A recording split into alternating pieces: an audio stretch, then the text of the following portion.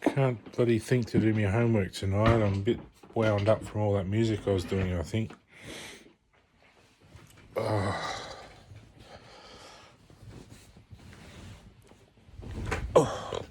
Excuse me. But I'll do my little nighttime blog. I don't know, I was just thinking about that money plan that I thought up, that I thought was sort of missing, that wasn't correct. Because I don't want it to sound weird, so I don't want to, hurt the chances that someone might take that seriously, because it's a serious, well, it's probably the most serious proposition or deposition, or what's the word, proposal, really, that the world could actually encompass or encounter, or that this one change could actually bring heaven and earth together, which is just where you're living your dreams. You're not suffering so much. I mean, heaven on earth has an element of suffering. You might hurt yourself or get unwell and need a doctor, or something might happen, but you don't endlessly suffer or torment. You're loved and comforted, and people understand their roles in society. Everything works better. That's heaven on earth. It's where everything's in harmony. And right now, when everyone's working so hard just for $1 and slaving away to this, basically some kind of Nazi invention, that really the dollar is just to enslave people, really. I mean, if it's not used in a generous way, the way it's meant to be used, then it's basically a weapon, so you're basically inflicting warfare upon people from money, and forcing people to do everything just to have a roof over their head. It's pretty cruel. I think if you're going to give NDIS people, $30,000, $40,000 for nothing, just so they can have a wheelchair or some ramps or whatever, and these other people got to work every day of their life just to earn that money, it's a bit unfair, I know these people have disabilities, but I was put on NDIS and I wasn't well. I didn't really have any other options. There was no other options really out there. They'd all sort of closed up the other options, which used to be drop-in centre sort of day-to-day living places and sort of community-funded little things that all sort of dried up a bit when the NDIS come along, and it was also this one-on-one support, and which is nice, but don't know, it can be just as isolating, hard to navigate, hard to understand. It's hard for a disabled person to manage, manage all that sort of stuff. And if you have someone else managing it, you're not really growing, not really learning. You're not really gaining anything from it. You're just being fed like a cattle,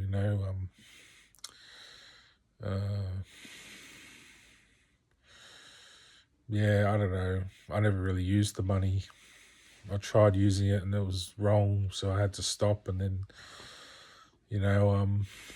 after that, I used it a little bit on some counselling, and that was it, which really I could have probably figured a way to pay for myself. I didn't really need the NDIS, I guess, but it was nice to have that, but it was probably a bit easy,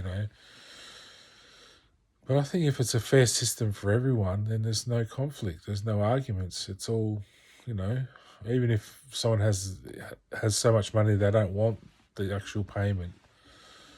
Say they've got the sparkling business that makes millions of dollars a week or whatever, and they don't need that extra bit of money, they can opt out of it, of course. But if they feel a bit demeaned by being given a good citizen payment, or whatever you want to call it, and people in jail who've committed crimes probably will get it reneged, to lose it for not being a good citizen, or which, I suppose could be hurtful.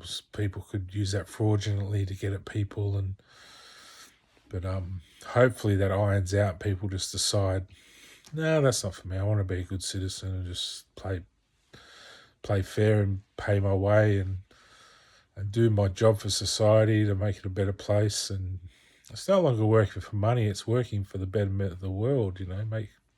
Working for each other to do things for each other. And I think in the end, with that framework and that education, that you could end up just getting rid of money. You wouldn't have to have it at all after having credits and stuff. You basically, credits are a credit system. You're getting money for nothing and sort of paying it back with your taxes if you're working as well. And I suppose in a way, you're sort of paying back the things you've done wrong in society in a way with this sort of payment. You're sort of working for money to sort of be a good citizen again so you can really excel. And I mean, no one is a good citizen. I mean, we've all got faults and failings and we're all slobs and we're all, I mean, even these big strong blokes who are standing around most of the time holding a shovel, or some people, ripping off places, getting tax cuts and whatever else. Everyone's doing something probably wrong in a way. You probably have a few angels out there who don't, but even then, they're probably not really doing a lot. They're probably just doing the bare minimum, And I'm not picking out anyone. I'm saying that's across the board. Everyone's doing things wrong to survive. It's not really their fault, though. That's the thing. It's just like what we have to do to get through the day. And so this sort of payment is good to sort of pay us a good wage so we're good citizens to pay back all the things we're doing wrong, which we don't realise we're doing. I mean, we do it every day. We do shit to everyone. And really, we should live in a world of smiles. Everyone's smiling, and that would reflect on the animal kingdom, and we wouldn't be so afraid of animals. They could come out and they'd find us more friendly because they're scared of us, They're scared of the way we are. We're terrifying to them, So they respond threateningly. So it bleeds down into that sort of animal kingdom, and probably they'd be better in, work harder for the environment because they create the environment, the nature animals. They're the workers for the natural world animals. They're all busy doing everything. It goes right down to the grubs and bugs and ants. And if that ecosystem is happier, and you would have less venomous snakes, poisonous ants, all these things are that way to defend themselves. So you'd end up with fluffy little animals and all sorts of beautiful bloody things, probably even bubble animals that bubble up like ice, like snowflakes and bubbles and things, like out of a bubbling machine, little animals that pop. And I mean, it's just endless what the world could create if just this one little change, I see it as just the most positive incentive that you could actually give the world.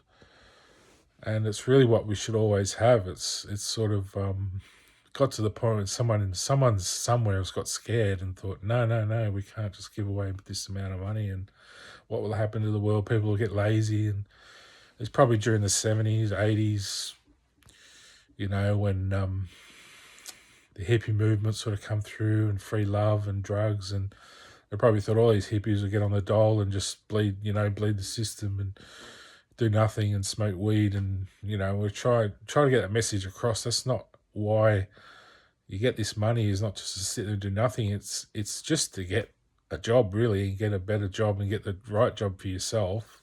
That's all it is. It's a good citizen payment to get the job to work for the country or work for the world, and actually be productive and be a good person, and just do away with all this idea that you have to be a menacing sort of idiot or something that just goes around screwing other people over. I mean, why? Why do we want to live in a world like that? Because it's, in the end, someone's going to do you over, and you're going to get hurt, and you'll end up in jail. You'll end up suffering. And we'll just keep going around and around and around and around. And I just wanted to break that cycle. I thought, I've had it with the blame game. It's, everything I did, at first I blamed myself. I said, right, it's all my fault. And then I thought, I took on the world's problems as my own. It was all my fault, everything.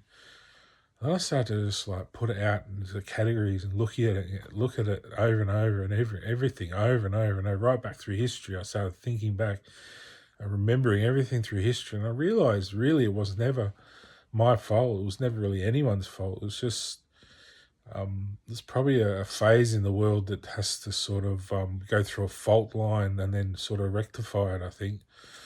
But I don't even like to say that, because it's not so much there's no fault at all. I mean, someone out there is at fault for not keeping up this system, but it's not about shedding blame anywhere. It's just about getting on with things and saying, look, they were just in that position at the time. They did what they thought was right for them or their people or their society, and even if they were trying to do the wrong thing, well, maybe it was an innocent mistake and just ignorance, really, that they couldn't see what I could see, that the world can be a better place. Maybe they just think the world's doom and gloom, and that's what they accept. So I don't think it is. I think it could be a creative space where you can just keep building on what we have. We have so much here, a whole planet and a whole solar system, within reach to do what we want with. It's ours, and we can just build this whole thing into some beautiful bloody place, that we can just enjoy. And there's no end to what it can become, once you propagate all this onto another planet, like a bigger planet, like even Saturn, if we could sort of develop that into a habitable sort of world. I don't think Mars maybe for a holiday, just to check it out. Wouldn't want to live there. I mean, live in an environment where you're encapsulated in air spaces and stuff. You want an atmosphere. There's no atmosphere on Mars.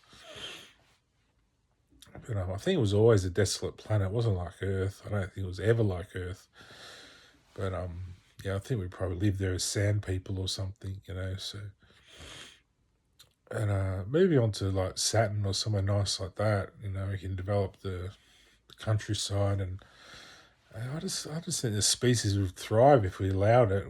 If we do it right on Earth and we get it right, they'll accept that, and they'll be like, yes, let's go to Saturn. The animals will accept it, because they'll know that won't be another suffering mistake that they have to go through.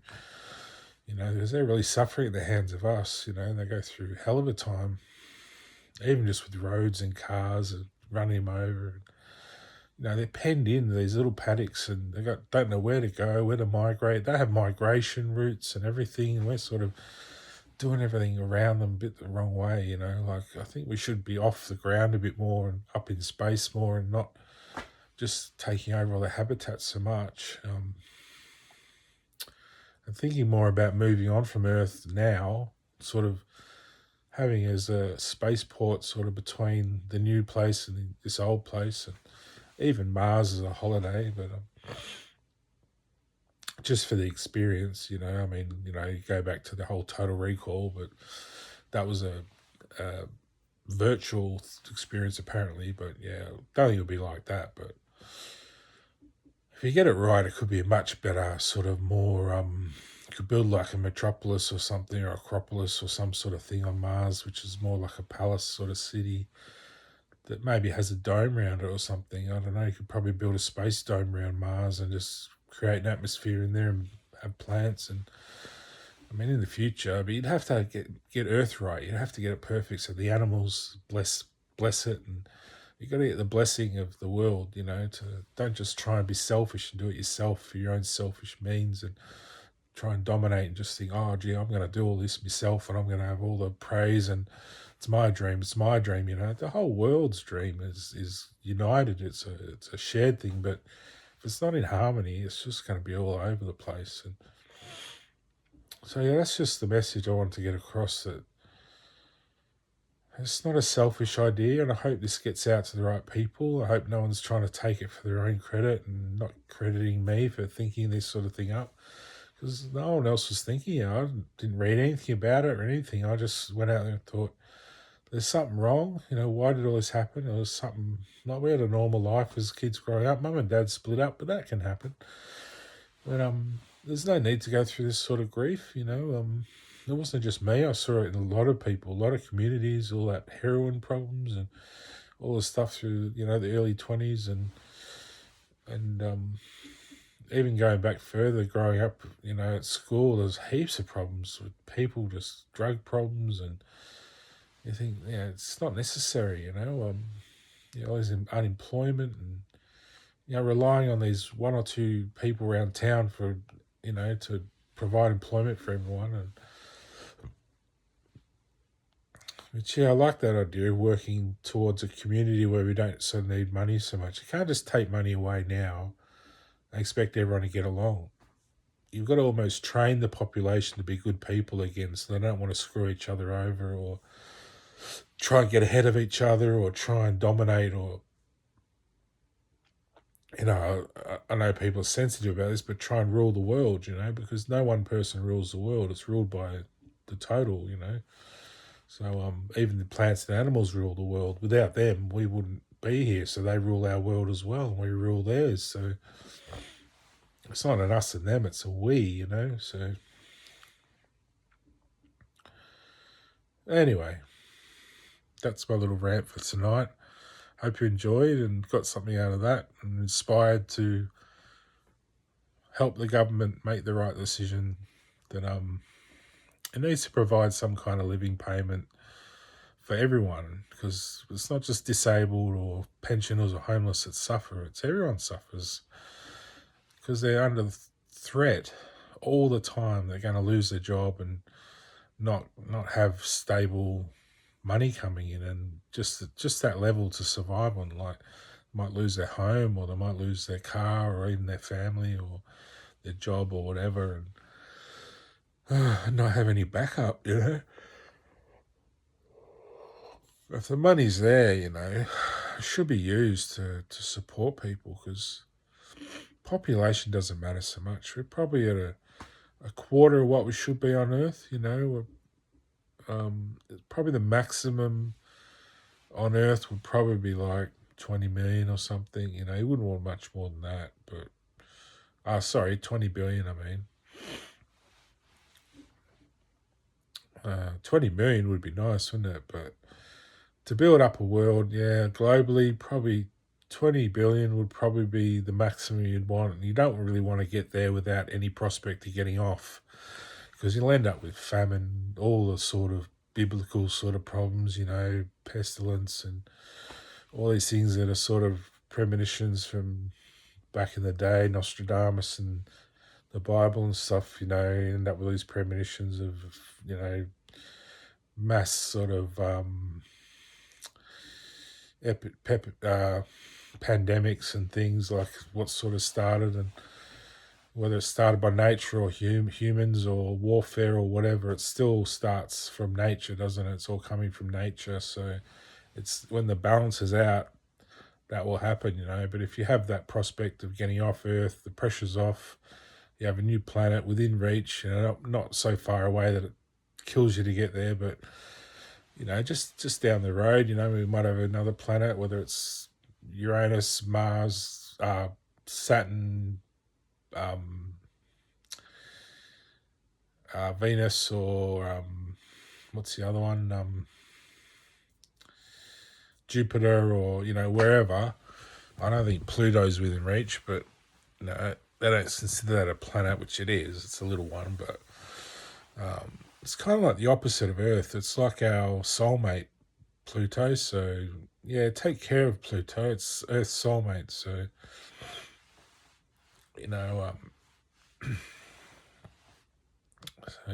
planet has a soulmate. So we've got to take care of them. Even the sun has a soulmate too. So take care of that, and when you figure out what that is, well, you take care of him, the sun's soulmate. So anyway, I'm signing off, and have a good night.